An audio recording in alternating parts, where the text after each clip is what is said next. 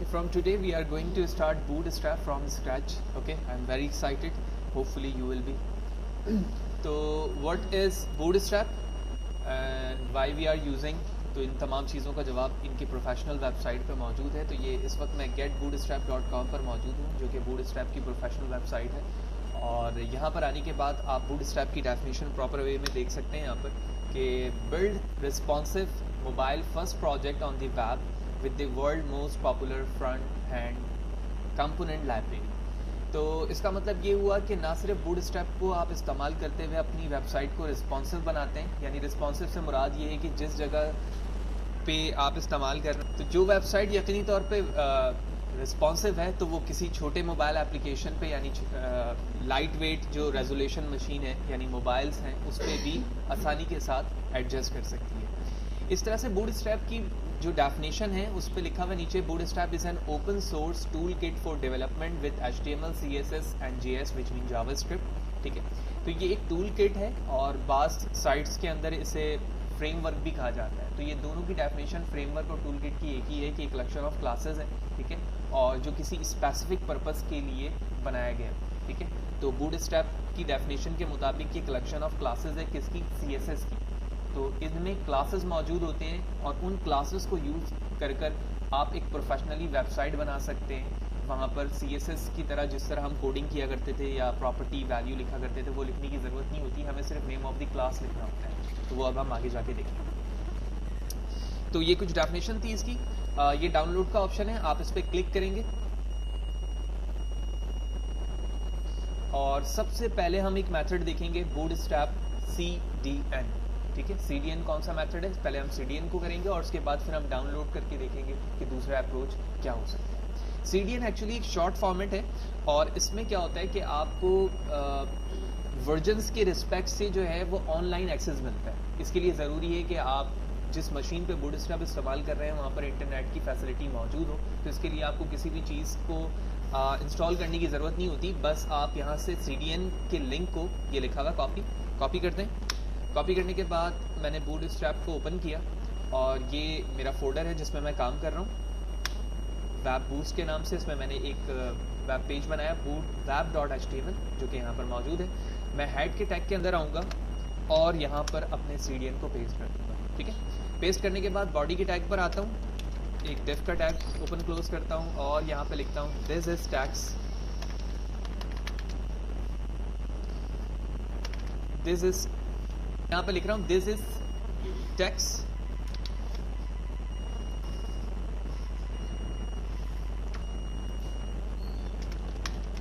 Without boot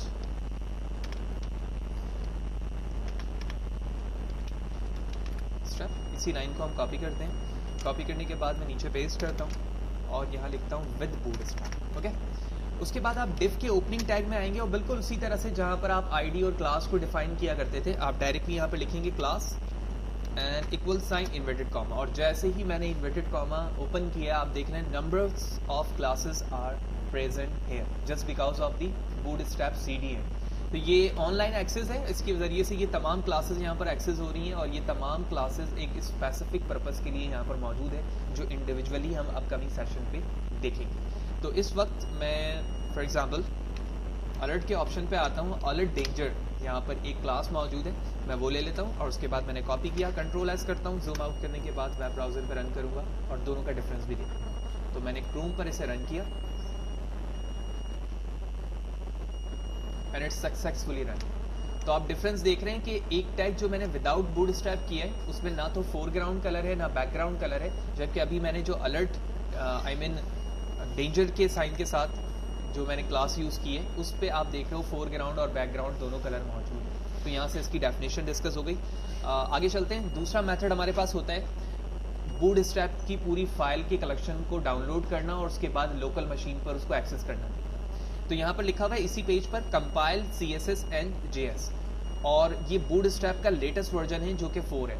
आप different जगहों पर देखेंगे एक बूटस्ट्रैप 3 मौजूद है और एक 4 मौजूद है. तो डे बाय डे जो लेटेस्ट वर्जन आ रहे होते हैं इस वेबसाइट पर वो चीज़ें अपडेटेड होती रहती हैं. तो हम इस कोर्स के अंदर बूटस्ट्रैप 4 पढ़ रहे हैं जो कि लेटेस्ट वर्जन है, लिहाजा मैंने इस कंपाइल CSS.js पर आना है जो कि यहाँ मौजूद है, और इस पर यहाँ लिखा हुआ है डाउनलोड। आप इस पर क्लिक करेंगे और ये डाउनलोड स्टार्ट हो जाएगा।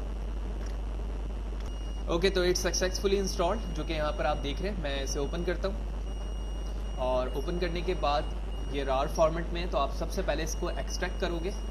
तो मैंने एक्सट्रैक्ट पे क्लिक किया और उसके बाद डेस्कटॉप लोकेशन दी and finally click okay. It's extracted, close, minimise desktop. और डेस्कटॉप पे आप देख रहे हो कि ये बूटस्ट्रैप का वो फोल्डर है जो अभी मैंने एक्सट्रैक्ट करके डेस्कटॉप पर लिया है। इसमें एक CSS का फोल्डर मौजूद है और एक JS यानी जावास्क्रिप्ट का है। तो सबसे पहले आप क्या करोगे, इस फोल्डर को अपने उस फोल्डर के अंदर पेस्ट करोगे जहां पर आपने अभी काम स्टार्ट किया है। तो मैंने एक फोल्डर बनाया हुआ है और उस फोल्डर का नाम है वेब बूट, ठीक है ना, जिस पे मैं काम कर रहा हूँ। तो मैं चलता हूँ वेब बूट पर और वहाँ पर इसे ड्रॉप कर दूंगा। तो ये रहा वेब बूट और ये रहा बूटस्ट्रैप का वो फोल्डर जो कि मैंने एक्सट्रैक्ट किया है। लिहाजा मैंने इसे यहाँ पर ड्रॉप किया। ड्रीम व्यूवर पे आऊँगा, अपने फोल्डर को रिफ्रेश करूँगा and yes it is here. तो अब मुझे क्या करना है, इस CDN के लिंक को यहाँ से हटा देना है, क्योंकि अब मैं बूटस्ट्रैप के फोल्डर को डाउनलोड कर चुका हूँ और लोकल मशीन पर सक्सेसफुली रन करने की कैपेबिलिटी अब मैं रखता हूँ। इसके लिए आपको इंटरनेट की ज़रूरत नहीं है। लिहाजा आप इस बूटस्ट्रैप पर आओ और इसे ओपन करोगे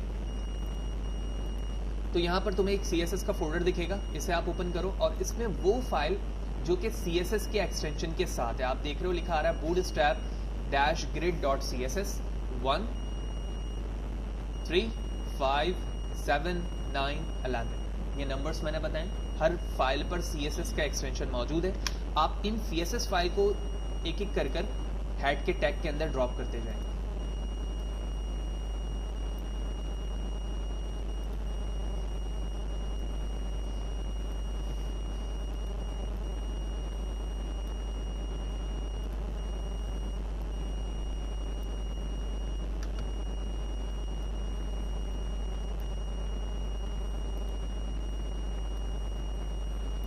ठीक है, इसी तरह आप JS के फोल्डर में आएंगे तो यहाँ पर भी कुछ फाइल मौजूद है, लेकिन हम सिर्फ उसी फाइल को यूज़ करेंगे जिसका एक्सटेंशन जो होगा वो JS होगा। लेकिन अभी इसकी कोई ज़रूरत नहीं है, क्योंकि अब अभी हम jQuery पे कोई काम नहीं कर रहे हैं। इन फ्यूचर जब हम jQuery पे काम करेंगे तो वहाँ पर हमें इन फाइल की भी ज़रूरत होगी। लिहाजा इस वक्त कोड ऑलरेडी मौजूद है। मैं तमाम चीज़ों को जो कि CDN की थी वो हटा चुका हूँ। Ctrl+S प्रेस करता हूँ और उसके बाद अपने उसी स्क्रीन पर आता हूँ जहाँ पर मैंने प्रोग्राम को प्रीवियसली बिल्ड किया था। रिफ्रेश करता हूँ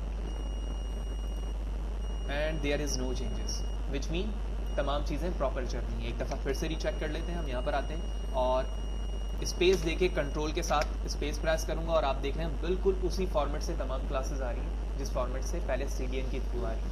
तो इस सेशन के अंदर हमने बूटस्ट्रैप की डेफिनेशन देखी और साथ ही साथ दो मेथड्स देखे कि वो दो मेथड क्या हैं, और साथ ही साथ हमने ये समझा कि वर्जन्स इस वक्त लेटेस्ट 4 के हैं, ठीक है, और हम इस कोर्स के अंदर 4 ही बूटस्ट्रैप का लेटेस्ट वर्जन पढ़ेंगे।